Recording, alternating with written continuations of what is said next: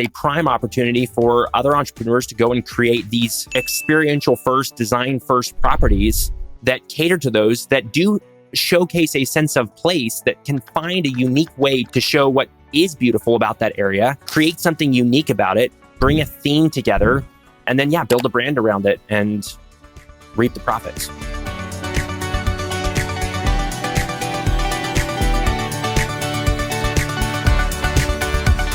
My conversation today is with Isaac French, creator of Live Oak Lake and founder of Experiential Hospitality. This was such an awesome conversation because Isaac came out of nowhere to create a hotel in Waco, Texas, in a field surrounded by live oak trees and a cow pond. And then he created this whole business around it with a heavy influence on social media, didn't have a hospitality background, and it just stunned this little world of micro resorts. And he ended up selling the hotel for $1 million a key. So we talked about how Isaac came into hospitality, how he got his attention to detail, and why the focus is always on design and landscapes. We also talk about the sales process of Live Oak Lake, what he learned through that process, what he learned building Live Oak Lake, building the social media following. And we even dove into maybe what he's thinking about next and what he's most excited about in his upcoming travels. Please enjoy my conversation today with Isaac French. What I wanted to just start with is your background looks so good. Your new setup looks great. I'm a fan of your newsletter, and you talked about this thing called a Nook. What did you build and where are you? And maybe we can just start there. Yeah, cool. Well, first of all, Jake, thanks a lot for having me. I've been a huge fan and listened to basically every episode and have learned a ton. So it's a privilege to be on. I am in Texas, the heart of Texas, just outside of Waco. It's like an hour and a half north of Austin. And last summer, I got this inspiration to build kind of my dream office / studio, just like my dream space to be in and do work, get inspiration, create stuff. So drew up plans and built like a little 500 square foot, really modern Scandinavian, kind of married to Texas hill country, actually, styled structure right on the edge of a creek, literally 100 feet behind my house. And I am an artist, so it has like a little art studio room where I can paint with really great natural light. It also has like a sleeping loft, so some of my VIP friends can come stay here. And then, of course, my office space and a little reading nook and everything else. Yeah, I call it the Nook. Seemed like a cozy place just to hang out and host other people and have good conversations in. Well, it's good, kind of a good prologue to where we're going to go today, because when your office is branded, that gives people a little insight into who you are. Why did you feel the need to create this little office space? You know, you're starting a business, you're an entrepreneur. I know actually when I was starting my company, I wanted to be in an office building because I thought that was what people do when they are starting a business. You got to be in an office building, you got to hang up your shingle. And now I want the opposite, actually. I want what you have. Why did you decide to do this? That's a good question. Nobody has asked me that yet. I, first of all, wanted to be close to our home. My wife and I just had our first child last year. And so that's obviously my number one priority, is being a very present father and husband. And so that was number one. It's a beautiful piece of property that we live on as well. So it lent itself to it. But as far as the structure and really going all out with this, and I haven't shared it publicly yet, the background you're seeing is about as public as I've been with it. But the little bit you can see, I don't know, that attention to detail and perfectionism almost to a fault permeates pretty much every square foot of this place. And I kind of went overboard. I have a hard time doing anything halfway. And so this project it's supposed to be sort of a showcase of my favorite architectural features, and has almost a little bit of a boutique hotel feel when you walk inside, like the wall sconces, the finishes that we chose, the branding, everything. So I can bring people here, and without giving them the speech, they can automatically feel what makes me tick and why I get excited about design and detailing and everything that went into this place. So really, yeah, creating a showcase for my favorite tastes in design and hospitality. And then of course, why not have the most inspiring place possible to work in? If I'm going to work, why not do it in the absolute best place possible? So I feel really privileged with how it turned out. And I'm really excited to actually show more as we go along and host people. If you're ever in town, please come by. You'd love it too. For a new entrepreneur, it actually, in my opinion, gives you kind of a position of power because it sets the tone, it sets the vibe if you're going to have a meeting at your office without having to say a lot. And I wonder if you could talk a little bit about your generation and this generation of entrepreneurs coming up. A lot of people started businesses in 2020. How are they different from people maybe that you looked up to or that you've spoken to? And how are you thinking about building your business now moving forward? Interesting question. I have a hard time comparing myself to the generation because there's a lot of things about my life that are intentionally very different. And let's just start with like my lifestyle. So this is background I haven't shared a lot publicly yet, but I grew up and was raised, grew up, and actually still live in this intentional Christian community. It's agrarian, so we now have locations all over the world, but the kind of the main base is here in Texas. We have 500-acre farm. We farm with horses. We grow as much of our own food as possible. We have multiple generations. My wife's grandparents founded the community 50 years ago, and so my grandparents, her grandparents, our parents have all been here. And just as a quick plug, if I will, for that, I have to give credit where credit's due. I wouldn't be anything that I am today without the opportunities that were afforded me.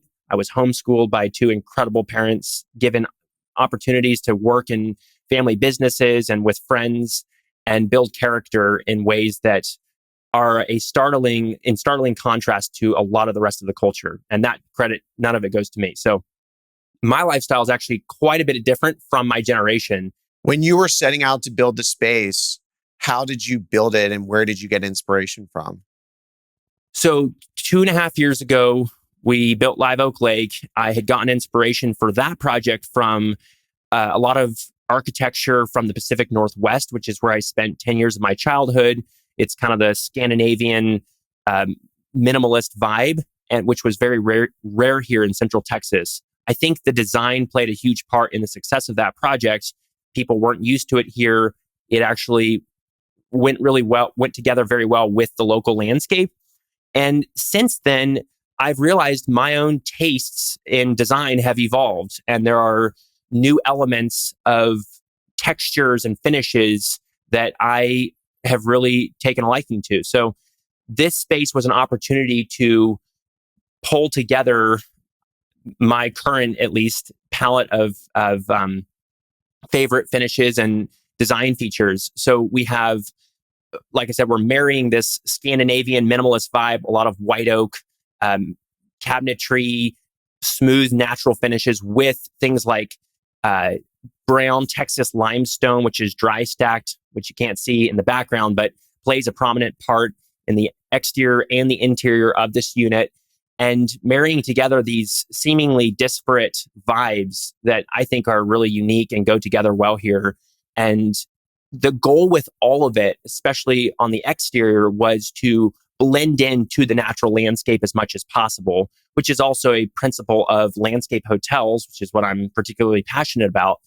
And this space, I think, does a really good job of that. It's a lot of Shugi Bond black vertical siding, a ton of glass, some of that stone, and a lot of trees in the landscape immediately adjacent to it. So again, trying to blend in and bring the nature that's literally 5 feet out the window from me inside. And we have a ton of plants inside as well, which is another great way to do that. What's a landscape hotel? A landscape hotel to me is a lodging facility or experience where the units are separate pods, separate units that are fully embedded in the landscape. So again, the focus is not necessarily the architectural uniqueness, though I think that can accentuate it. The focus is actually the landscape that you're immersed into. And then there's a lot of, I think, really compelling benefits that come along with that, because you can create this vibe of community, or like picture a village. What we did at Live Oak Lake, we had a 2-acre pond with multiple cabins situated around it. But at dusk or at sunrise, you have all these amazing lights outside that reflect in the water. And you just have this feeling like you're in this really charming European village. And you can do that with the landscape hotel because you have these separate units that are spaced out, affording some level of privacy and seclusion because you have topographical features and trees and all of that. But then you also have that, again, that communal sense, which is where the hotel part comes in. How do you blend the architecture with the landscape? And maybe you can talk about that in the context of what you did at Live Oak Lake. Yeah, so let me preface that by saying here where we are in Central Texas, I'll be the first to admit, is not the paragon of natural beauty. And I have come to appreciate the unique aspects that we do have, such as these live oak trees. So in my opinion, they're some of the most beautiful trees in the world. They get massive. They're kind of the flagship tree of the South. And we have a ton of them here right in my backyard and where Live Oak Lake is, which is 5 minutes down the road. And when we bought that property, it had a small, like a cow pond on it, which we were able to dig out and turn into this quaint lake. And so the dream was, let's actually show off to Texans, because that's our target market here with Live Oak Lake in the Texas Triangle region, people in the 2-hour drivable distance. Let's show off to them how beautiful this place is, while also transporting them into a vibe, so to speak, that they're not used to. So that's where we brought in these European elements. So they're almost like A-frames, but they're not A-frames, super steep pitch roofs, tons of glass, and then a virtually black exterior, which black, funny enough, is the best color to blend into a landscape, especially in a forest setting. So I would have thought, well, maybe it's green or brown. Black is actually the best because it just recedes into the shadow. And so all of those cabins are nestled in the trees. And we very, very specifically, deliberately chose those locations to nestle them and leave appropriately enough trees around them, plant more trees back. So the black, the finishes are the Shugibon siding I was mentioning before. That just gives a little bit of warmth because you see some of the brown earth tones come through the burned look. And then a lot of black standing seam metal. So it's super clean lines. There's literally no eave the way that we did it. So they're 25-foot long panels that are hand creased to match the edge line of where the eave would typically be. And so again, the objective is just to make it recede as much as possible into behind the trees.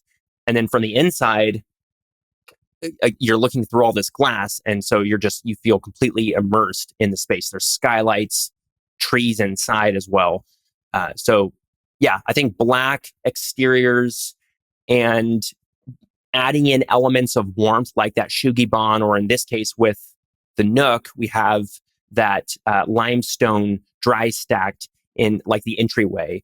And that ties in perfectly to just the visual cues of like the boulders in the kind of the shelves of rock that you see outside, which is endemic to the Texas Hill Country region. How did you find yourself in the hospitality business? Well, I like to say, it sounds cliche, but the hospitality business definitely found me. I did not seek this. So I mentioned a little bit about my childhood. I grew up very entrepreneurial from a young age. I had every number of businesses you can imagine from the time I was 6 years old on, and have always been a left brain and right brain kind of person. So took up accounting in high school and tax prep, which was a great business foundation. And then was also an artist and always loved design. Wanted to be an architect at one point. So studied design. And then my dad had a construction company, which I worked in. That was really the primary occupation I've ever had as far as like a job. I had other jobs. Like I made cheese at one point. A lot of people don't know that. I made artisan cheeses when I was a teenager for like 4 years. And learning construction it came obviously very naturally, very relationally because my dad had the business. I could grow up alongside my older brothers and learn the ropes, became a project superintendent, a project manager on decent sized commercial projects when I was 19 years old. Again, an opportunity that most people don't have because they don't have the relationship there that allow the trust. So that was awesome. And then just learned, the construction trade inside out. And that naturally led to a love and a curiosity for real estate. I always assumed real estate was obviously, the best place to park and grow money in the most passive sense possible. Being now where I'm at in the hospitality industry, the passive part I can probably take away as a qualifier, but started doing some projects with my dad, actually like helped him. We bought a fourplex and I refurbed that and, re-tenanted it and sort of turned it around. So got my feet wet with long-term rentals. And then he was actually getting into a few Airbnbs himself a few years ago. Actually did a really cool project, which was featured in the Magnolia TV show called Restoration Road. He took an old train car. So it was like a 150-year-old train car that was totally dilapidated, infested with cats, basically rotting into the ground, and moved it to this piece of property he owned in Idaho, beautiful countryside views, and built sort of like a depot style structure around it, though it's just really an awning. So it's open air, totally refurbished the train car and brought it back to its original glory. And it is truly glorious. And so that was a cool project to be involved in. That was in 2020, really during the pandemic. We worked on that. And he launched that project, did a couple other small Airbnbs in the area. This was in Idaho. And then I moved down to Texas around that time. And that's where I started really thinking about what can I do with my construction skill set instead of just going to work for another general contractor. I am very independently motivated and, again, very curious. So always wanting to push myself. I was just thinking about how could I bring together all the interests that I have, sort of work for myself, figure out something entirely new. And that led to this idea, which had sort of been brewing under the surface for a few years in retrospect, of creating this property, which was a small village. I didn't know anything like this even existed.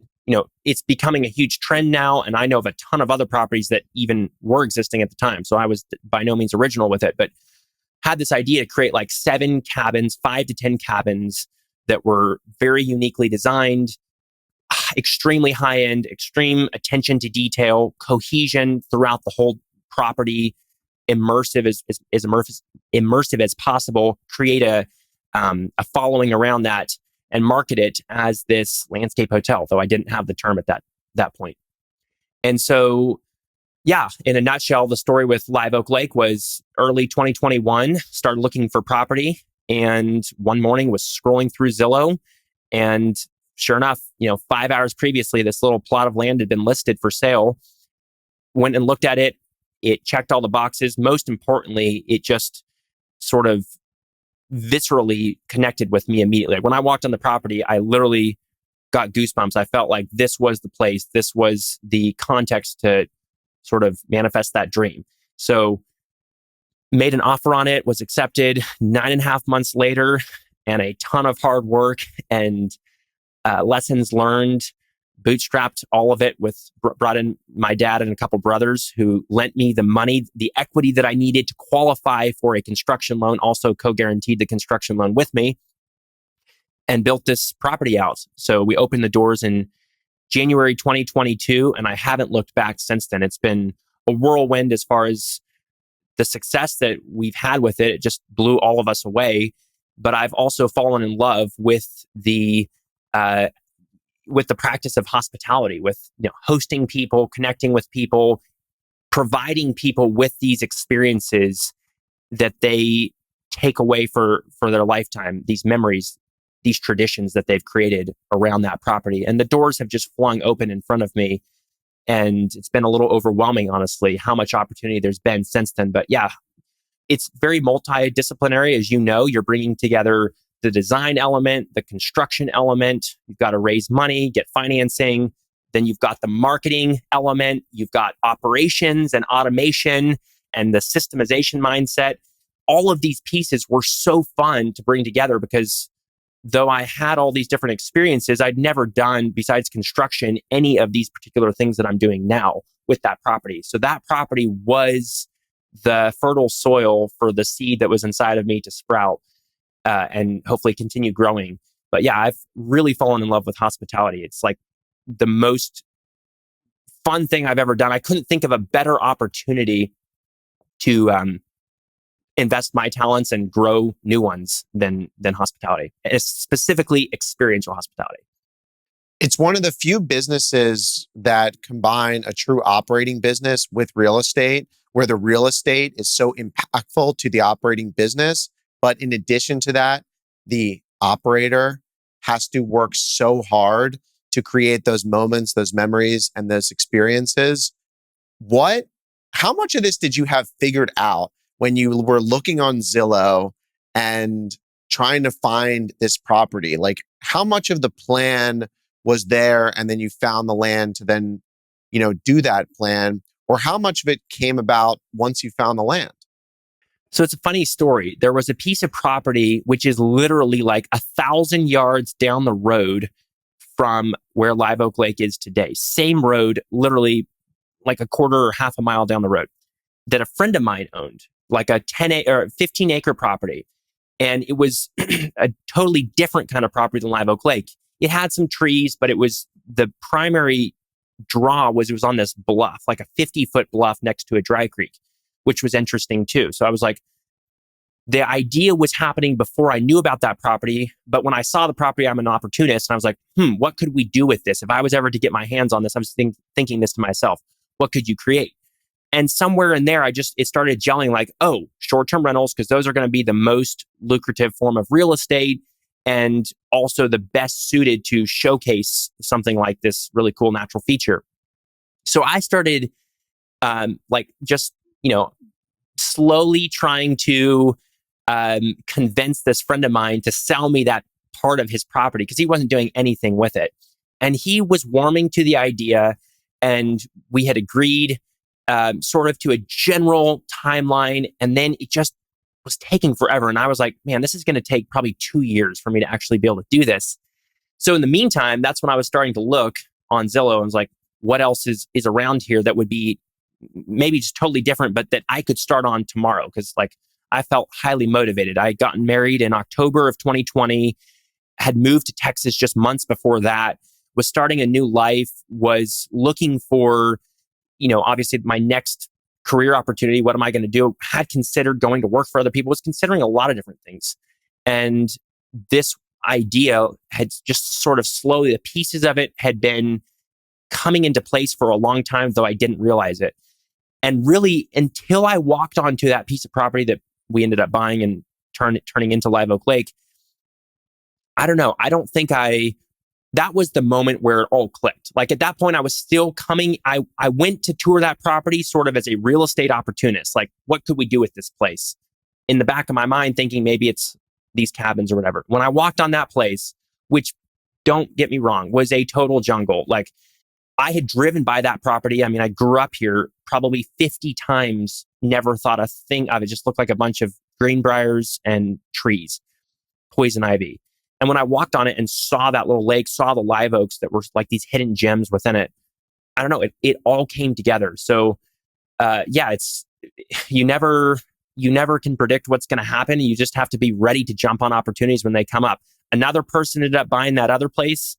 And in retrospect, my idea would not have been very well suited to that. There would have been all kinds of liability issues. It would have been hard to create kind of that communal vibe that you get at Live Oak Lake because they're nestled around the lake. So yeah, that just shows how good chances sometimes at upending our plans and giving us new, really exciting opportunities that we couldn't have ever predicted.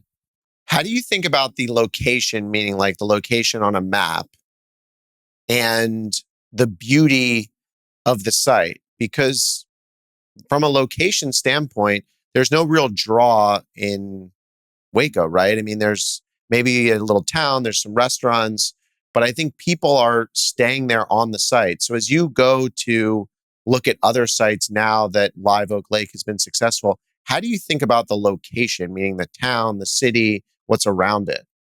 Yeah. So in full disclosure, Waco does have it over the last 10 years has seen quite an uptick in tourism. Magnolia, Chip and Joanna's little empire is here in Waco, and that draws a surprising amount of people. You'd be shocked. A very certain demographic. But no, you're right. I mean, it's not the prettiest place. There's not that much going on here. But what it does have going on, and I was cognizant of this on some level when I chose this. For one, I mean, it was in my backyard again, so I just got lucky with that. But um, the biggest the biggest factor, I think, when choosing a market, especially looking back, is what is your proximity to bottled up population bases that maybe are even very affluent, that are lacking those experiences that even you certainly have abounding in Florida.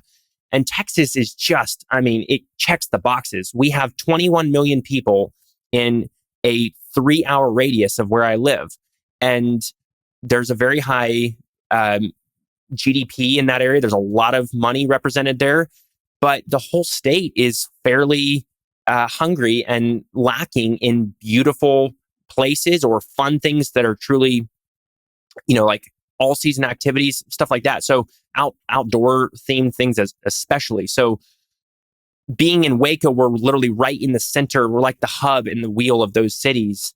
And that 2-hour distance, 2-hour market, 2 to 2.5 hour mark is very important, I think, because that is totally doable as a staycation distance. You can pick up and go on a 3-day trip with hardly any planning, just sort of spontaneously. And Texas is also a really big state. So it usually takes a long time to get out of the state to go somewhere cool. So the experience that we designed at Live Oak Lake, it wasn't Amangiri, it wasn't the Four Seasons.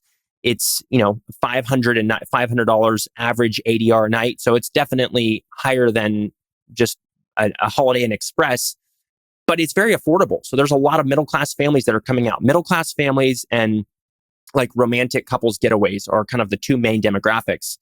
But that being said, we also are uniquely suited to host this wide spectrum of guests. So I mean, we have weddings and corporate retreats and family reunions, small events at least, because we can host 40 people on the property.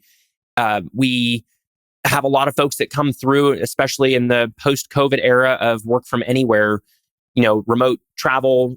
We have super fast Wi-Fi, which is one of the really important basic amenities that you would think other places should have too, just by paying extra to have fiber brought on site. So a lot of people come and work there, and they're doing it. It's kind of what Wander is tapping into. They're doing it from this beautiful place, but that's also tech enabled. And so, yeah, I would say the most important factor is being in that localized travel region where you're, it's easily attainable to get in your car and drive 2 hours. And there's a lot of other markets across the Midwest, across the Southeast that would fall into a similar category. They're just overlooked.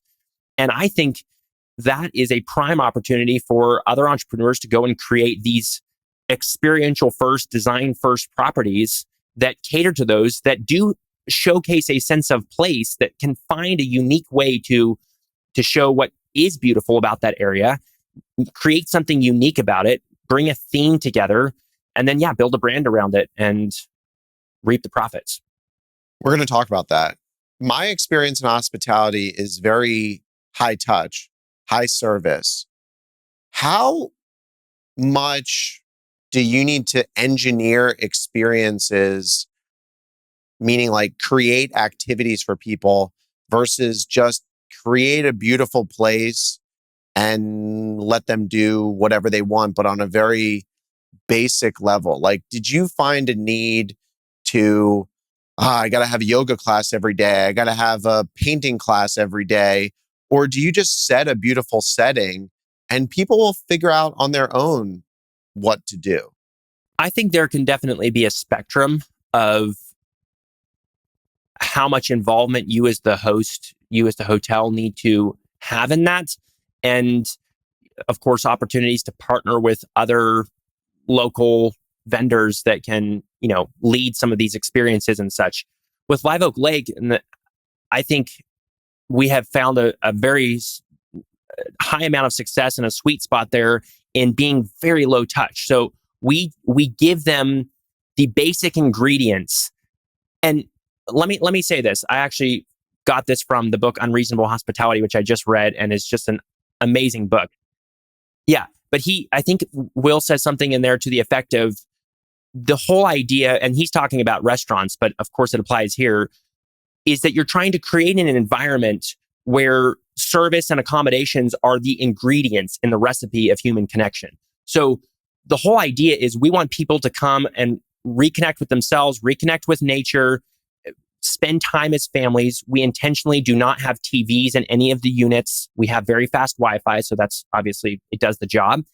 But we don't want people to come and hole up and, whatever, play video games. Yeah, if they want to do that, that's fine. But we're going to encourage them to interact with each other and interact with the outdoors. So we have kayaking on the lake. We have walking trails throughout. We have, of course, fire pits and little s'more kits. And we upsell some different packages because we have so many like couples getaways that are slightly interactive, but cakes and balloons and different activities that couples can do that are just so small.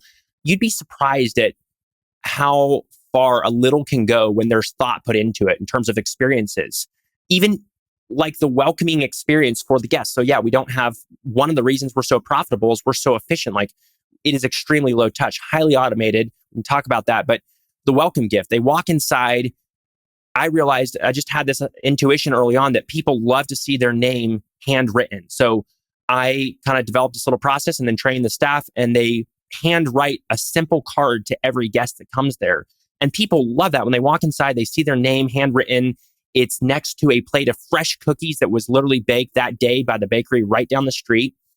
And little things like that even offer some level of experience. Experience is a wide spectrum. So yeah, you could engineer it to the point of, I've stayed at Amangiri, and they have all kinds of tour experience guides that can come along and facilitate all manner of things. I mean, you're going to pay thousands of dollars for some of that stuff, but I don't think you have to do too much, at least in the price point that we're targeting. I think you just have to offer a beautiful location, put thoughtfulness and true care and authenticity into the delivery of it through things like the welcome gift I described. And encourage them to spend time with each other. I think anecdotally, we probably see about 50% of the guests that actually go into town and maybe go to a museum or go to the Homestead Craft Village, which is where I live, or go to Magnolia or wherever. There are a couple touristy kind of things, but you'd be surprised at how many of them literally just come, especially families. They just love to come and hunker down, and the kids can run all throughout the property. It's fenced and gated 24/7, so it feels very secure. And those are the best kind of spontaneous moments that people have sometimes, just sitting by the waters, relaxing in the hammock, watching their kids paddle on the lake. So that's my opinion. I'm certainly open to the idea of engineering it further, but I don't think that it's necessarily essential if you have a beautiful property and can put those different ingredients into it. While you were building Live Oak Lake, what were you most concerned about, and what did you focus on to overcome that and turn it into this very successful investment? I was most concerned that people were actually going to show up. It was a big risk for me. I was 24 years old, and it ended up costing us 2.3 million. My budget was like 1.5 million. And so thankfully I had some well, you family passed members. the first hotelier test. You went over budget on your project. Yeah, but I mean, it really was a big risk. I'd never done anything like that. And I was just like, are people really going to like it? I mean, I believe they would, but there was nothing like that. And there still isn't in our market. And a lot of friends that are in short-term rentals, especially, were definitely dubious of the idea, like, man, you are overspending for everything that you're doing. But again, there were just compromises I was not willing to make to in those details to craft that overall experience that I could envision these guests having. I think liability was another thing. I don't know. I was just, when you've never done it before, I was like, because I knew early on that direct bookings were going to be a big emphasis at some point for us. I didn't realize it was going to happen as fast as it did. And so I was like, I mean, we've got a lake, we've got a lot of kids coming, we've got these spiral staircases in the cabins. There's just a lot of things that could go wrong. And I waffled on, and considered a lot of different ways to mitigate that with waivers and agreements and all these different things. Ended up throwing pretty much all of that out. We have a container pool, we have hot tubs, and we've never had an incident. I think that, you can satisfy most of the liability stuff with some simple insurance, which we have. It costs $5,000-$7,000 a year for the whole property. That, frankly, is one of the biggest concerns I've had from other people since sort of telling the story, and other people have seen the success that are curious about short-term rentals and specifically direct bookings is, hey, Airbnb provides this amazing insurance. Aren't you terrified that something wrong is going to happen?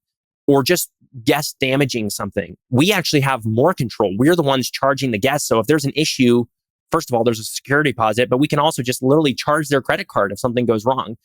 And thankfully, we've never had any issues like that. So those were my two biggest things, but thankfully, neither of them really panned out.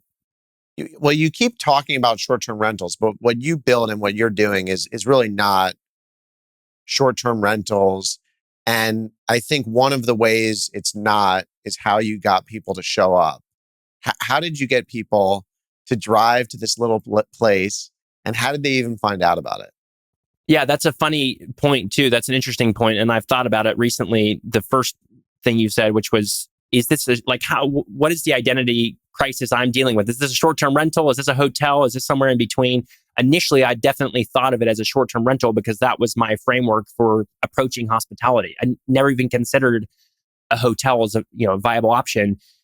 Since then, I much more identify with a hotel, though it's somewhere in between. And landscape hotel or micro resort is a good term for that. Because of course, I don't have to say it properly, but the idea is that you're bringing the best of both worlds. You're marrying the personalization and boutiqueness of the short-term rental, the charm of the short-term rental, with some of the systemization and the communal aspect and the brand of the hotel. So as far as how we did that, it all started because we got kicked off of Airbnb. And that was the biggest scare of the whole process. Construction, owning it, everything. Like 2 weeks after we opened, well, first of all, when we finished construction, I don't know, I didn't do any marketing in advance, and I didn't try to book any of the rooms before we were done. I was just so consumed with, getting it over the finish line. And I was literally wearing every hat in the project. I subcontracted some of the construction work out, but I was literally there 80 hours a week figuring it all out. And then I realized, like, oh boy, we got to the end of the punch list. And I realized, oh my, we're about to open and we are paying interest on a note and we don't have any guests and we're starting from zero. So that was the first heart attack moment. We got on Airbnb and they prioritize your listing like the first month that you're open to give you some traction. So we were starting to get bookings. I had some of my friends booked. They, of course, paid for their stays. But some way or another, the algorithm, the Airbnb has flagged us as a possible whatever fraud, that we were faking reviews, which of course never happened. And so we literally got kicked off, and Airbnb customer service is absolutely abominable. It's terrible. Could not get a hold of anyone for days. And in that process, I talked to this person, actually your guest, Ben Wolf, he knows her as well, but she reached out to me. Her name is Amanda Spencer. She had a couple travel accounts on Instagram in Texas. I didn't even know what a travel account was. And she was like, hey, I should do a promotion on your place when you get it up and running. And so we actually scheduled that, but she was months out booked. And so I called her. I was like, look, this is where we're at. Is there anything we can do on Instagram in the meantime to get the word out there? And she was like, well, you could try such and such and such and such. hey, talk to these people, see if they'll do a giveaway. So I could just cold DM'd this account and in Dallas that had like 100,000 followers at the time. Dallasites 101 is their handle, and got in touch with them. And they're like, yeah, pay us $900 and send us pictures because we don't have time to come out, and we'll run a giveaway post on you. So I did that. And literally within 2 days of all this happening, they ran the giveaway. We got 5,000 followers overnight. Well, over about 7 days, but most of them like in the first day. And like $40,000 of direct bookings just came flooding in. That happened. And then another incident like a week later, another account, which was big on TikTok, same kind of deal, like a Texas travel influencer who's looking for, unique places to show their following. He found us too. He was like, hey, this is cool. There's nothing like this. I haven't seen this before. I should just run a reel on you or a video, whatever it is. So we didn't even do a giveaway on that one. That one like went mega viral, got 1 million views in like a couple days, and just inundated us with bookings. So my life went from like the absolute dregs of like, oh my goodness, here we go. We're ruined 2 weeks into this. We got kicked off of Airbnb. We built our house on their land and now they won't let us rent it, figuratively, to being like, oh my goodness, this is the jackpot. And then I realized in that little incident, those two incidents, that our brand needed to be the number one focus. Yes, we needed to actually deliver the experience, which was fairly simple. Again, going back to what we're doing, because once you figure out the basic principles of that, it's simply training the team to do it. And there was plenty of mistakes there and lessons learned along the way. So I went all in with these travel influencers, and I hired like 30 of them in the first 6 months. And probably 60% of them had virtually no results. So I ended up spending, $10,000, $15,000 that just went down the drain. But I also learned a ton. Some of it was really basic. Like you can tell when they have a really big following, but their engagement is really low on the posts, they probably have a purchased following, at least in part.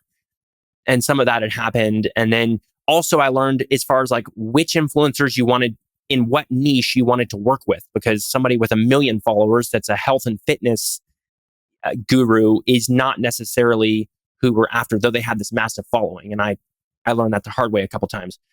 But there was this sweet spot of like these Texas travel influencers. So they literally are just looking for restaurants and hotels or Airbnbs that are unique and in this drivable distance from these big cities. A lot of them are based in these big cities: Houston, Dallas, Fort Worth, Austin, San Antonio.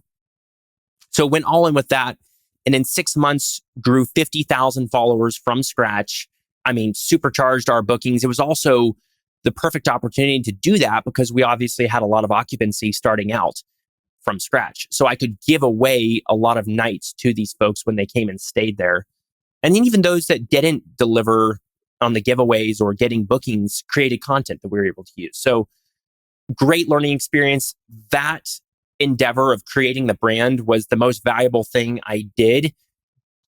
But in terms of the entire project, because of even how it was valued when we were acquired, but that would have only been as good as the property was. So actually creating this experiential one-of-one kind of destination was the most important thing, obviously. And that's the hardest thing, because you can't cut corners when it comes to crafting that. Going back to what I was saying about not making those compromises with every design decision, with everything that went into crafting the property to where people walk on site, they drive in the front gate, and they literally have that moment where they're like, where am I? I do not feel like I'm in Texas. And people tell us that all the time. That's the best compliment I ever get. It's like, I feel like I'm in a different world. I've never been to Disney, but it's that sort of concept of offering a transportive kind of experience where people feel totally immersed in something. As you start to get into the flow of Live Oak Lake and you're seeing some of your competitors and you're really starting to think about the business, what do you think you did really well that your competitors were missing, or other people you saw in the space were missing, whether they were in Texas or anywhere else in the country? I would pin it back to the unwillingness to compromise. I hate to beat the drum on that again, but you see so many properties. I could go through Airbnb, I could go through Instagram, and there's a lot more that I look up to now that are online, and that were on some that were online that I just didn't know about at the time that certainly don't fit in this category. But it's like so many people, either they just don't have the vision for what it takes to create that kind of wow factor, um, to create those one of a kind Instagrammable moments, which is another reason it succeeded so well. This was also the user generated content that just took off because people see all these incredible, and we intentionally framed it. So every cabin faces a certain direction that is sort of framing the canvas of what they're experiencing, the view, the trees, the lake, the container pool, which just blends perfectly in and is so cohesively tied together. All these Instagrammable moments, but all of those were carefully thought through. And I think so many people just don't have the vision. They get excited about it, they can appreciate it, but they don't know what it takes to create that. And it's really hard for me to articulate because I'm not saying I'm special. There are certainly people a lot better at this than I am, but it just comes very intuitively to me. It's like, I don't know, it's being an artist, I think, having that artistic mindset of what can we create here? What can we imagine and envision, which was really what I was engaging in from that first moment I stepped on the property before we purchased it, of like, I could feel this is what the property could be someday. So being able to see what it was. And then as we went through the process, obviously we had to make a lot of adjustments to that and iterate on it. And I think it turned out even better than I was initially planning. But to see that all the way through is just really, really difficult. And my hat is off to those that can pull that together. But, we didn't hire architects and interior designers and really anyone. I mean, we didn't hire engineers, architects, and thankfully we didn't have to from a building perspective because we were in an unincorporated part of the county. But also from a design perspective, we took a huge risk with all of that, but it all worked. So I know it's not the most novel answer, and I've already said it before, but just being able to pull together all of these different details that really do add up to that magical experience. So let's talk about the numbers of Live Oak Lake, because I think the big objection to what you did is this is a one-hit wonder. Isaac was able to do it because it's in his backyard. He was there. He's very hands-on. He's very creative, but it's not scalable. It's going to be hard to replicate. And how do you make money with only 7 units? So can you kind of break down for people how successful this thing really was and just give us kind of the numbers and the recap, both on the investment side and on the operations of the hotel? Yeah, so we spent overall $2.3 million, including soft cost financing costs to build it. Again, I think that was under the market cost for sure. We didn't have a general contractor fee tagged on, nor architects or consultants or anything like that. And the first 12 months of operation, we grossed $960,000 and we net before debt service $520,000 on seven doors. We built our following to roughly 75,000 people in that first 12 months, and we averaged 92% occupancy. Then we ended up selling about 9 months after that first year, but the T12 when we sold was $1,050,000 top line, $630,000 EBITDA. And we sold for $7 million. So we sold for $1 million a key to the dollar. And our following was $150,000. The buyers told me that they valued and so if you do the cap rate calc on that, it's not unreasonable. It's just over 8. So we're very profitable, but most of the value you could say was created by building that brand. They said that the email list and primarily the social media following of over 40,000 people at the time, to them was worth several million. They put a number on it, but it was very high.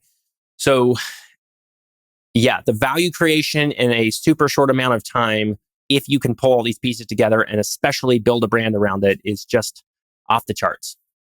Most real estate investors I've never sold a hotel for $1 million. Okay. And most of my friends in the industry haven't. But I got to tell you, a lot of people would have said, even from the start, if they thought and they looked at this from a hotel lens, $2.3 million, you're building 7 units, it's too high price per key. And then you tell me your margins. If you would have said, hey, I'm going to be doing $80,000 a key in NOI, I'd say, no way, you're crazy. Some of the best hotels in the country, the highest hotels in the country don't do that. So did you even underwrite any of this when you started? Or was it very basic? Like, how did you even think about it? Because from a hospitality perspective, everyone would have told you were crazy. Thankfully, my operations and cash flow underwriting was as conservative and under what it should have been as my cost. So we went 500,000 plus over budget, which is like 30% of the project. But we also totally just blew past every expectation for both occupancy and ADR. I was underwriting for, let me think here. I was underwriting for like $175 a night ADR with 75% occupancy, and the numbers worked. Another way that we convinced the bank to even give us the loan, because let me just make a note here. I think this is obvious to you and a lot of other people, but traditional lenders do not understand this asset class, if you will. And I think that's part of it. It's not really viewed as an asset class. They couldn't figure out from an appraisal standpoint how to classify this property. Is it a campground? Is it glamping? Is it a hotel? What is it? And so I didn't do the best job communicating. I mean, literally, I prepared like a numbers sheet that took me like an hour to throw together. I'd never seen a pro forma, an underwriting model. I'd never seen anything that I gave them. So I don't blame them too bad, but I got turned down also by other banks. But yeah, they lent the money. Thankfully, it would have only been possible because my dad and brothers had this line of credit that they had access to, and I gave them equity in exchange to get us over the finish line. But when we refinanced 4 months after construction was complete, so we didn't even have close to a full year of operating experience under our belt, the same commercial appraiser came out the second time and reappraised the property at $3.1 million. So almost double their initial appraisal, which resulted in us getting a loan, refinancing. And this was a good move because interest rates took off right after we did this. It was like June of 22. We refinanced 5.5%, paid off the construction loan, the line of credit, everybody's equity, everything, and like $400,000 in excess of that, and locked it in on a 20-year 5% loan. So then, like I say, a year after that, we sold for more than twice the second appraisal amount, which is just insane. It's mind-blowing to me as well. I think, I definitely think those initial appraisals were low, but what I learned through all that is, and I'm going to try this. I'm curious your thoughts on this. A friend recommended this to me who does like multifamily, but hiring an MAI designated appraiser, finding out who the bank uses and hiring that appraiser yourself as the developer proactively, and then basically presenting that to the bank once you get sort of the initial approval that they're going to lend, and making them reconcile whatever their numbers to yours. Because I just realized the appraiser is so subjected to who their client is, whether that's the bank, who's obviously going to be extremely conservative, or me as the developer.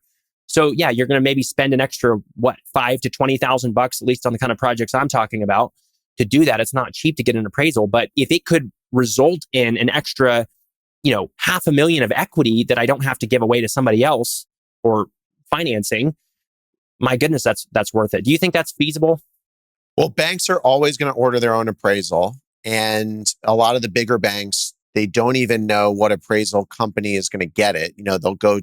They bid it out to 3, they have an appraisal department. With smaller banks, you might be able to give them the appraisal and help them guide to a number and allow the loan officer to direct the appraiser maybe how to think about the project. But you actually gave me an idea.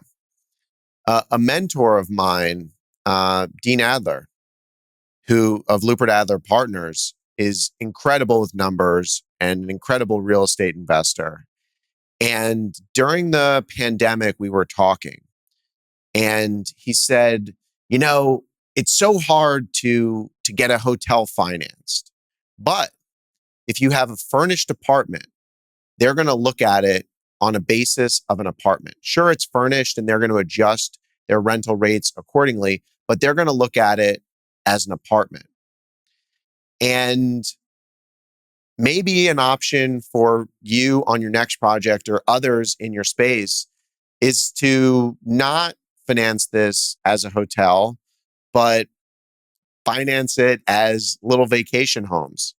And if you decide to change the business plan, then you can do that and maybe not sell them and maybe let the project run its course. Or maybe the strategy might be to run it as a vacation project and eventually sell off individual units to people.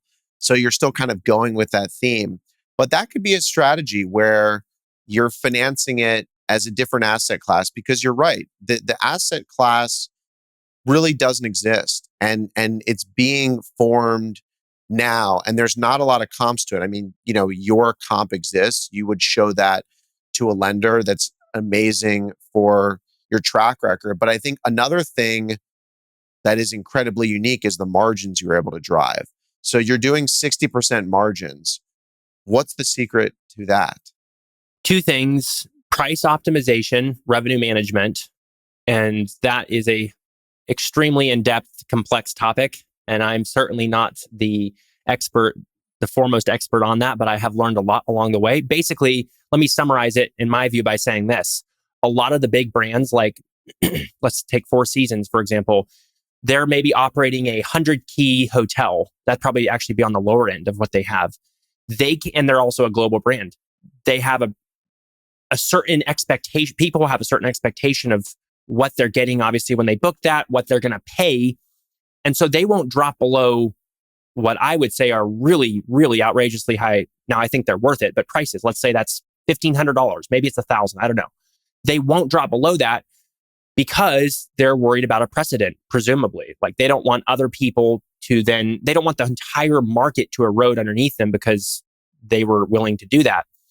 Even though I bet I have no idea, I'm totally speculating, but their break-even cost is substantially lower than that. And with Live Oak Lake, a 7-unit property, I was willing to come down to a much lower threshold. Now, you do have to obviously have a threshold because you don't want just anyone coming and staying there, let alone operating costs. And for us, that threshold was like $275 a night, all in. We don't go below that. If we do, we see an 80-20 diminishment in the kind of guests we get and the damage they do to the property. But our cost is like maybe half of that. It depends on how occupied we are, but just to use rough numbers.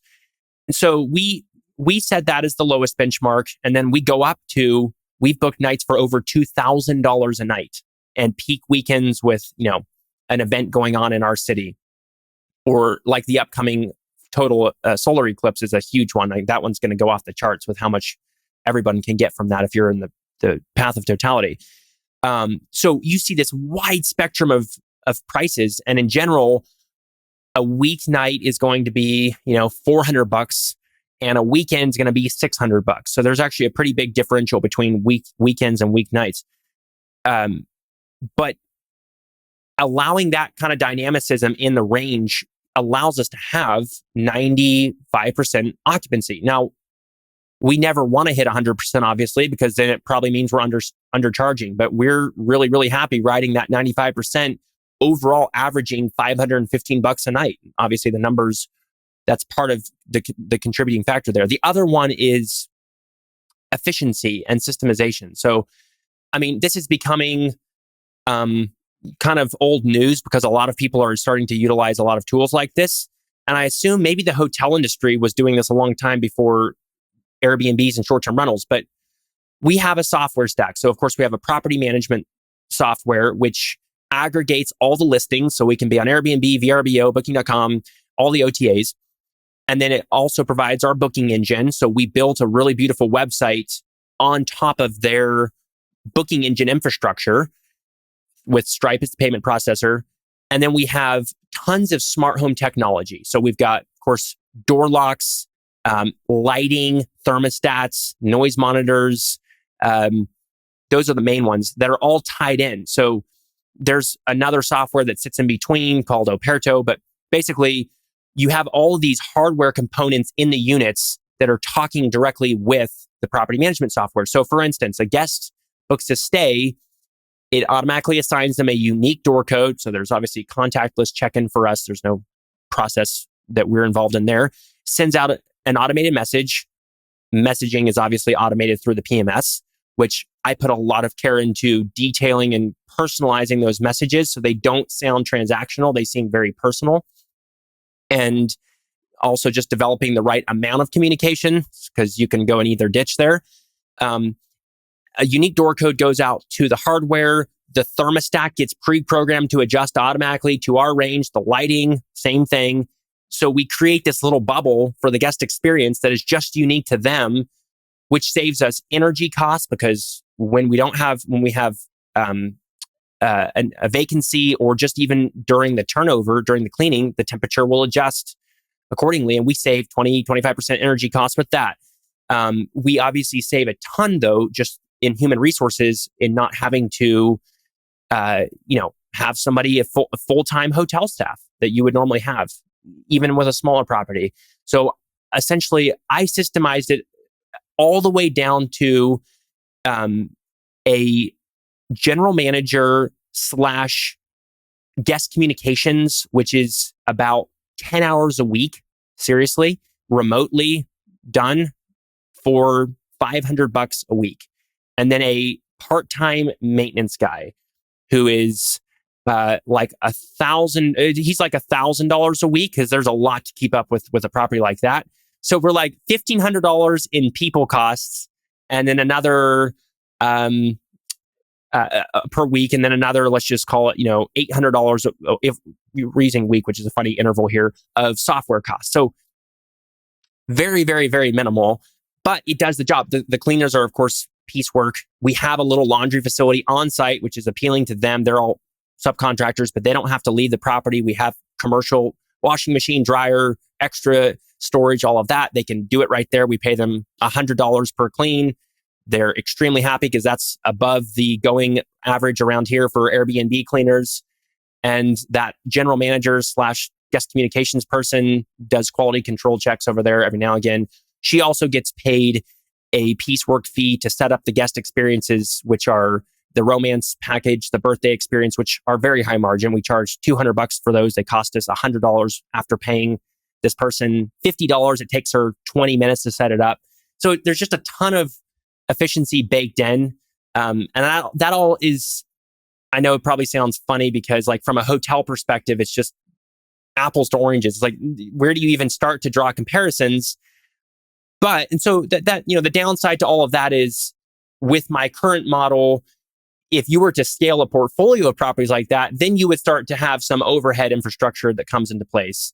But there's a lot of wiggle room to pay for that. And the model still stands pretty well to afford that. But yeah, if you're just a one-off investor and you want to have a property like this, show me another asset class or investment opportunity of any kind where you're going to find a return close to that. It's tremendous. So let's talk about the return, okay? You built up 150,000 followers. You built this beautiful brand. You built a beautiful property. It's down the street from your house. Your life is optimized. Everyone loves you. And you decide to sell it and walk away. What's the story of the sale of Live Oak Lake? Yeah, so when we built it, I dreamed all along through the process that, this was going to be a legacy property. I didn't even know if I would do others, but this would be a huge part of my life for the rest of my life, that property. I was partly right and partly wrong. It has become a huge part of my life, and I think will continue to be that. But that property, we sold, and that was a long time coming, actually. So it's always been my personal philosophy that you shouldn't get emotionally attached to material things, including real estate. Now, maybe there are exceptions like some family homestead or family property, but in terms of like investments. And a lot of people were like, oh, you'd be crazy if you ever even thought about selling that. Never sell that. It's you captured lightning in a bottle, and it go on and on and on about the reasons not to. But I was like, look, if we get the right price and the timing is right with the overall market and if the stars align, why wouldn't I? Just being open to the idea. And then sure enough, we started operating it. Everything has gone tremendously well. Like there has been nothing. The things that went wrong ended up being the catalyst for what went right. Hence the Airbnb story to this huge degree. So the press, the operations, the profitability, the reputation, everything has just been tremendous. And I started just feeling intuitively like, and after talking with my family and close friends, we should consider putting this on the market and just seeing, because I've had so much interest. When I started telling the story on Twitter primarily in 2021, 2022 after we opened, I was just inundated with all of these different people that wanted to invest, mostly like mom and pop operators that wanted to level up their Airbnb portfolio or whatever. But then a lot of actual like high net worth or institutional. So like I was approached by numerous private equity shops that wanted to buy a majority stake. And I realized through all of that, after a lot of conversations, it was primarily a talent play. They wanted to buy 70%. They wanted to retain me, sign a contract, and then basically have me build them this portfolio. And it was tempting. They have deep pockets. I don't have to worry about banks, which was like the worst part of building the whole thing. Just dealing with the lender and convincing them and that whole terrible process. I hate it. I was like, well, at least we could solve that. But I just didn't feel like it was the right thing for me. Like, again, I'm very independently motivated and really appreciate a certain level of autonomy that I didn't think I was going to have. So turn those things down. And then was like, well, maybe we should just list it and see what happens. So we listed it for 6 million in, because the number that I was originally pegging was 5 million. I was like, 5 million would be such a home run. I mean, no one's going to pay that, but if we could get that, my goodness, I'd sell it. So then I talked to this commercial broker, and after he saw the numbers, and he was like, oh my, what is this place? He was like, you should list this thing for 6 million. And he was kind of looking at traditional cap rates in other asset classes and was like, man, 6 million is a steal for somebody, actually. Yeah, I mean, totally. And I was like, what? You think we could get that? And so we listed it and had some interest, but nobody was serious. We took the listing down. That was the end of 2022. And then January of last year, a broker in my area reached out and was like, hey, I know that you listed this place. I know it didn't sell, but look, this is my wheelhouse. I am in experiential hospitality. I sell, restaurants to everything from restaurants to marinas to high-end hotels all over the country. I live 15 minutes away. This is a perfect opportunity. Let me list this for you. So his timing was really good. We worked together well. We listed it in spring of 2023. And very quickly, we had tons of showings, much, much better listing and overall experience. We had somebody give us a contract. First, they tried to lowball us. They're like 4 or 5 million. And let me clarify, when we relisted, we went to 7.3. So I was like, look, we're really going to put this out of reach so that if it's meant to be, then somebody better be willing to really put some money up here. So we had somebody offer us, finally they offered us 6.5. We got them up to, and I was like, look, I'm going to take that. Interest rates were skyrocketing. Nobody knows what's going on in hospitality and the overall economy. So early 2023, we signed the contract, go through due diligence, everything checks out. And then the day before we're supposed to close, we get on a call that was like supposed to be celebratory. Like, look, we did it. And look, I learned so much through this process. Again, like just the selling part was a masterclass in real estate transactions. We get through and the buyer tells us, we had a little hiccup and the hard money lender isn't quite ready to close tomorrow. Give us a couple extra days. And the biggest lesson I learned through that is they only had $15,000 of earnest money down, which is ridiculously low. I'd already spent at least that much just with my attorney. And then sure enough, in like the next 2 days, the entire deal fell through. Their hard money lender had actually backed out weeks before. They hadn't told us. They were as green as I was from a buying perspective and me from a selling.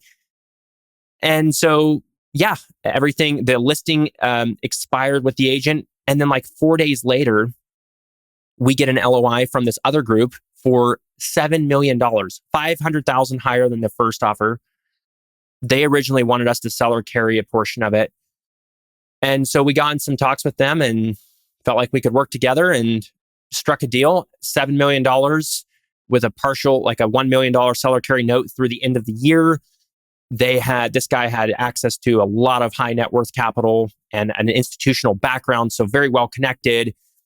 Due diligence checked out. They put $200,000 of earnest money down this time, so we were fully covered there.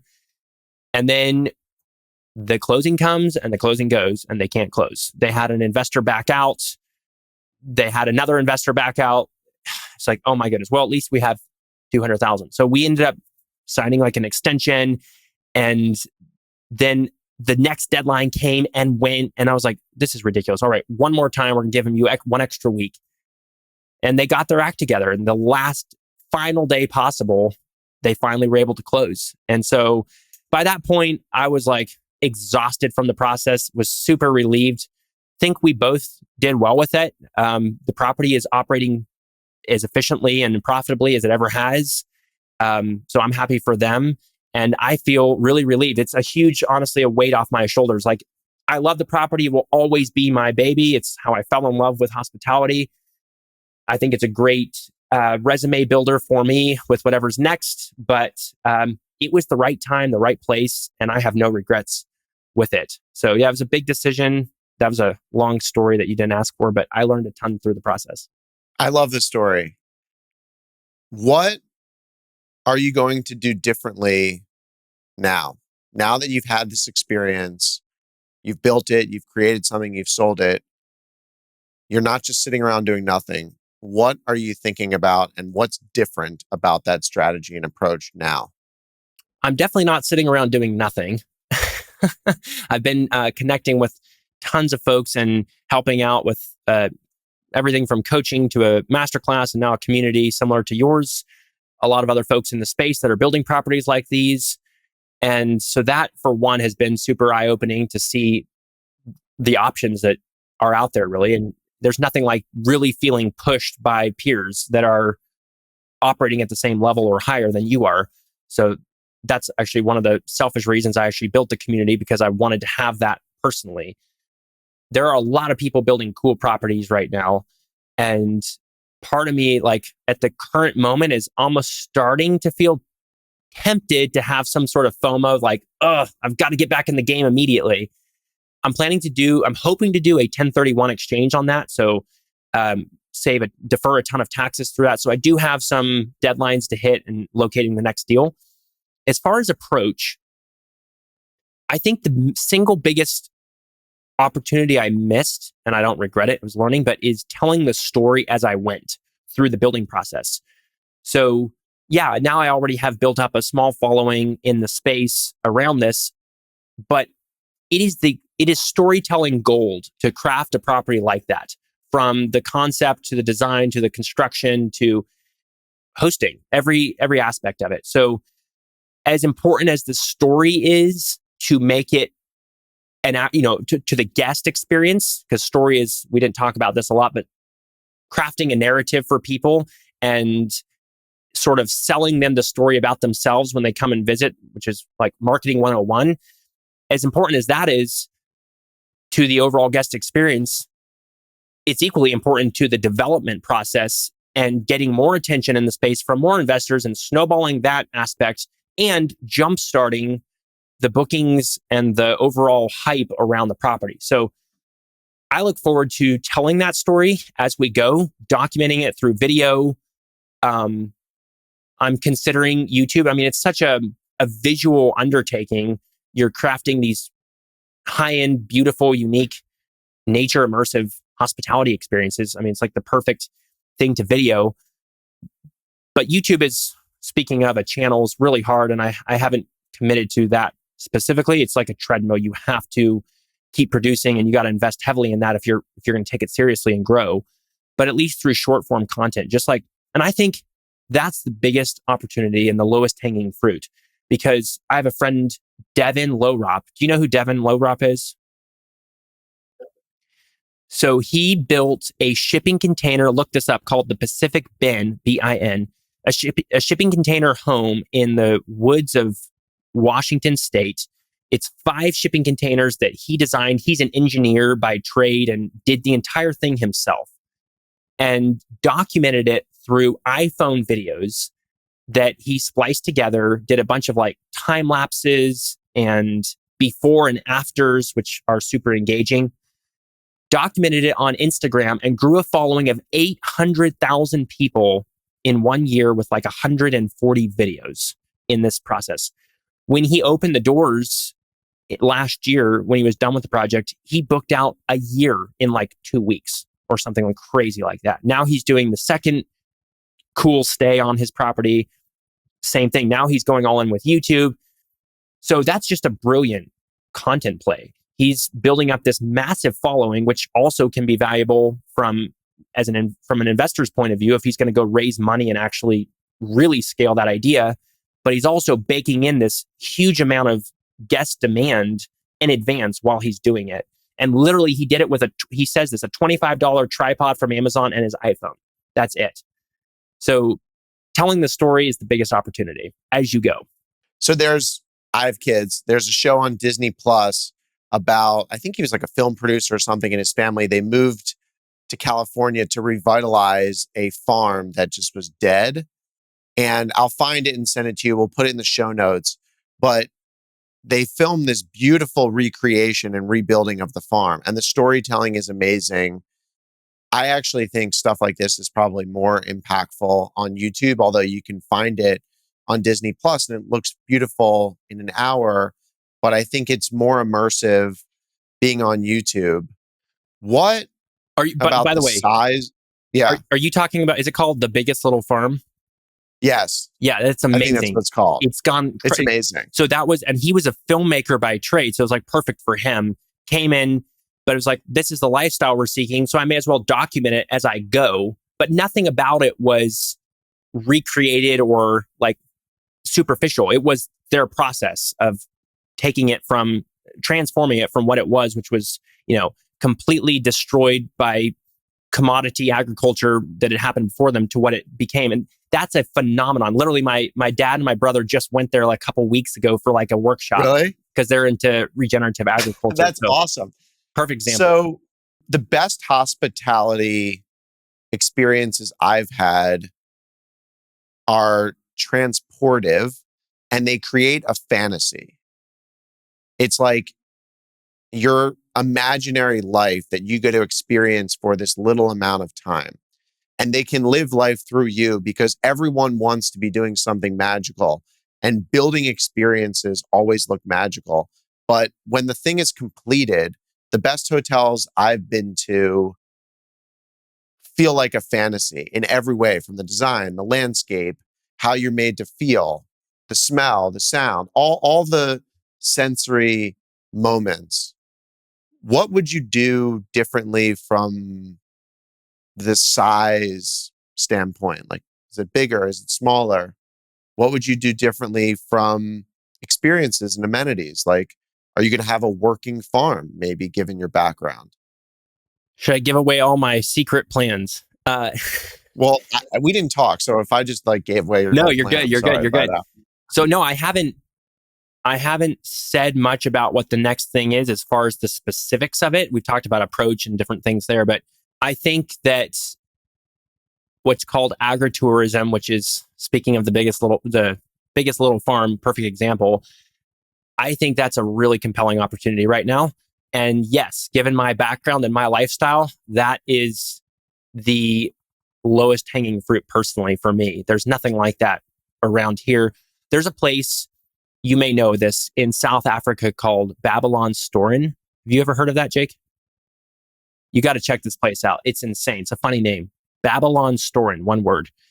And It is this incredible Western Cape Dutch styled farm slash winery. They've got 2 farm to fork restaurants. They have a small hotel and like cottages on site.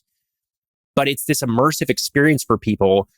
They're actually growing every bit of food that you eat in the restaurant. You are literally staying in a cottage feet away from where that food is grown. It is absolutely meticulously and immaculately designed. World class. And they have tourism from all over the world. They've created a massive brand around it. I don't think there's anything, it's hard to top that, but that is a really cool idea, I think. And I have not shared this at all publicly. I can't believe no one's doing that here in the US. There's like a place called Blackberry Farm in Tennessee, which is cool, but no one is operating anywhere close to Babylon Storm, in my opinion. We're actually going to stay there next month, so I'm really excited about that. But I would love to create a farm setting with the most beautifully designed landscaping. Let me just say a word about that. And you probably, actually, I've seen your posts on Twitter, so I already know that you agree with me. Landscaping is the highest ROI investment you can make in a hospitality investment. It's literally, the way I look at it, a 5x ROI. If, it's 5 times, let's just say it's 5 times more valuable than the structures in terms of the dollars spent. Because that is so key to what you're talking about, creating that fantasy, creating that feeling, creating the vibe, the ambiance, whatever you want to call it. When I think of experiential hospitality, I can't divorce that from a natural setting of some kind. And so part of that can be the beauty that's already, a big part of that can be the beauty that's just intrinsic to the land, sort of like a sculpture that you're, crafting by removing all the things that are not all the negative spaces around it, like we did with Live Oak Lake. But then there's an element where you can actually tastefully inject onto that landscape and create this incredible feeling. I think those are the most magical moments you can create, is when you bring together, let's just imagine a, perfectly manicured lawn and small flower garden within this rugged landscape of forest and mountains and whatever as a backdrop. And you marry those 2 things together. So I think there's an opportunity to do that with some kind of a farm stay. And Babylon Storm is the best example of that. Speaking of, if you look it up, there's like these incredible mountains and just rugged terrain all around it. And then you have this incredible landscape design and hardscaping stonework that's been put into it, pathways, mystery throughout, fun little spaces to go and explore.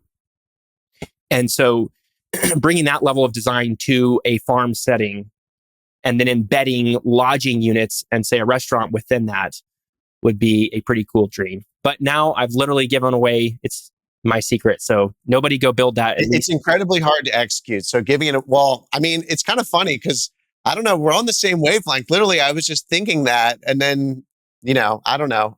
It's uniquely I'll invest suited with you, I guess. It's uniquely suited to the community. So we have several 100,000 people a year actually coming through Homestead. It's called Homestead Heritage, to visit because we have a craft village. So we have a blacksmith shop. Like I said, we grow a lot of our own food, but we work with our hands. So we have craftspeople that, do every kind of craft imaginable. So fiber arts to blacksmithing to woodworking to a coffee roastery to the farm to table restaurant. And so we already have that component, and we also have the people. So like, this is another big question. A lot of people are like, how do you hire? And I already told you, I'm hardly hiring with, say, Live Oak Lake, though the people that are there are very important. You can't diminish that. But if you're going to have, say, like a farm stay, like I just described, you're going to need a lot more people. That's much more intensive. You've got full-time gardeners and landscapers and, of course, the housekeeping, management, maintenance, and then the F&B part, that's a whole nother dimension, which, to be honest, intimidates me more than anything because I've never had a desire to, nor been involved with running a restaurant, and I know they're hard. The restaurant might be the easiest part to sort out and figure out, although integrating it is going to be challenging. But the people and the margins and the cost, I think, is going to be your challenge. Another place, Stone Barns in New York is agricultural immersive restaurant. And I believe they have hotel rooms there as well. And it's, you know, award winning, unbelievable. And there's some places in Napa Valley that I think don't have as much agriculture, but there's the wine thing going on. There's some good reference points, but I don't want to go to California. Honestly, it's too far away. I'd much rather go to Texas. So I think the opportunity for you in that space is huge. And you mentioned Blackberry Farm. What Blackberry Farm created is, Live Oak Lake times 10, because you created this little brand that someone wanted to buy that had incredible value. But Blackberry Farm created a place where people wanted to live at and buy homes. They even have dogs. Did you know you could buy a Blackberry Farm dog? I mean, that is peak Isaac branding when you're selling dogs from the hotel. So I think using them as a North Star is really cool. And what they've also done is now done a spinoff where they have Blackberry Mountain now. And, those are things that They also you can just do. bought a town called Windham in New York. They bought like half the town, I hear, and they bought the little ski mountain there and are totally transforming that place too. Because I have a friend that owns a place in Windham, and he was giving me the inside scoop. So they are going places. But yeah, incredible brand. I want to go stay there. I've never been to Blackberry Farm. I think a lot of the best ideas and concepts in hospitality have actually came from people with not a traditional hospitality background. You think of Ian Traeger, who came from the nightclub business and invented the idea of boutique hotels. Barry Sternlicht, who came from a real estate finance background, did One Hotels and W Hotels, created the W, or the Heavenly Bed at Westin, and all this stuff. Can you point to any examples where you, looking back on what you did at Live Oak Lake and what you're thinking about now in the future, where being naive or unexperienced in hospitality was actually an advantage for you because it allowed you to think about it in a different way than maybe me coming and trying to do what you did? I think having the fresh perspective that if we build it, they'll come. If we spend the money, they'll come. And believing in that vision of like what we're creating, not being constrained by some kind of framework of, well, you never spend more than this per key, which is what a lot of the Airbnb investors that I was talking to that I'm friends with were telling me. Those constraints, or, the branding. I don't know. A lot of people thought that I was kind of going off the rails by this idea of trying to emphasize direct bookings and creating this brand and all of that. I don't know. It just felt like, why not? Instead of giving 17% away between what the guest and the host pay to Airbnb, that's pure profit. If you can find a way to capture that, and you can then remarket to those guests and create a lifetime relationship with them. So I'm not trying to claim that I was the pioneer of direct bookings, but Live Oak Lake certainly helped catalyze the entire movement around direct bookings. And the idea that you can build a brand, the idea that you can use Instagram to sell directly to the guests and create the relationship right there with no middleman.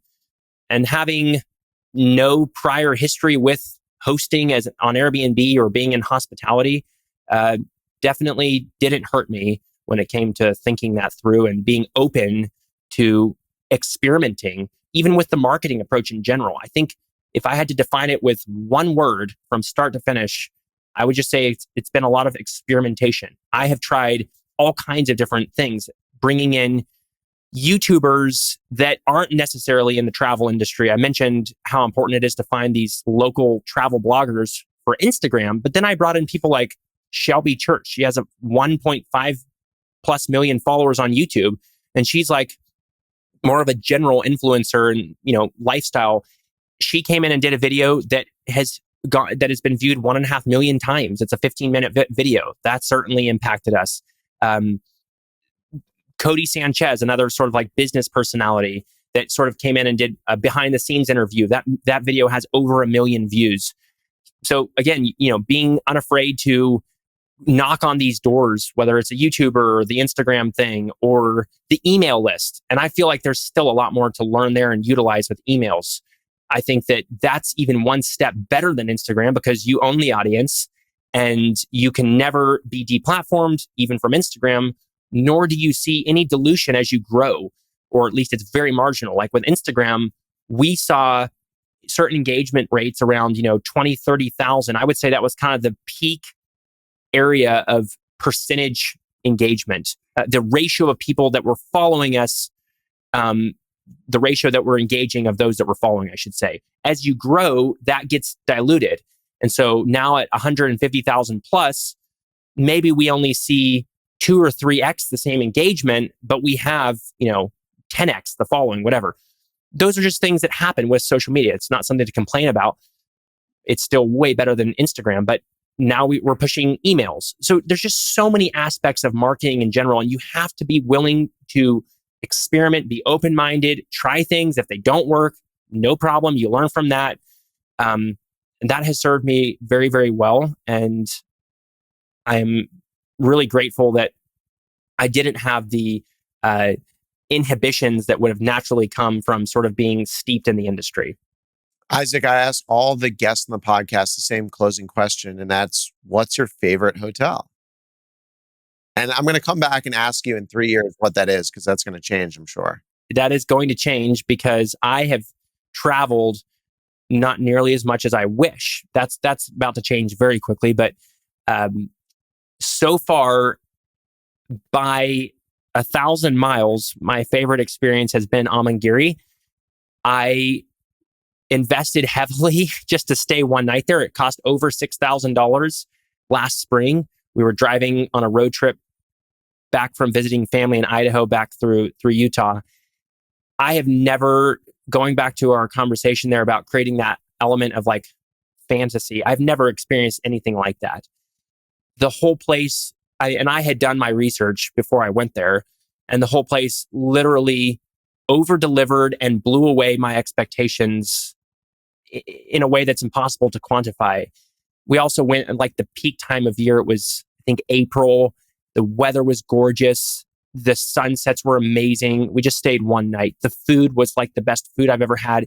The entire place is complimentary after you spend that much money. But it was sensory overload. The sounds of running water, the little private pool, the orchard-lined walkway with the details, the attention to detail was like singing through my entire body the whole way, because I can appreciate all those things. I mean, talk about opening up the horizons of what's possible. So far, Amangiri by a mile, but I look forward to a ton of other places, some of which you recommended to me offline the other day. And I look forward to staying at your next hotel. Thanks for coming on the podcast. Thank you very much. It's been a fun time talking, and I really do look up to you and feel like I learn new things from you every week through your tweets and through the podcast. So thanks for doing this. Hey everyone, it's Jake here. Thanks again for joining me on this conversation. Be sure to subscribe on Apple Podcasts, Spotify, or YouTube. Lastly, don't forget to follow me on Twitter at @Wurzak. I'll see you in the next episode. Jake Wurzak is the founder and CEO of Dove Hill Capital Management. All opinions expressed by Jake and his guests are solely their own and do not reflect the opinions of Dove Hill Capital Management. This podcast is for informational purposes only and does not reflect or represent real estate, financial, or investment advice.